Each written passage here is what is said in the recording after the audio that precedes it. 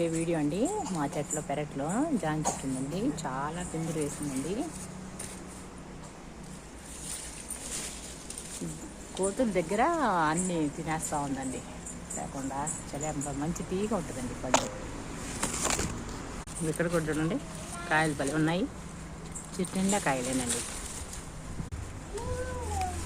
ఇక్కడ చూడండి, లైవ్గా కోసి చూపిస్తున్నాను. అంటే పెద్దదండి ఇది,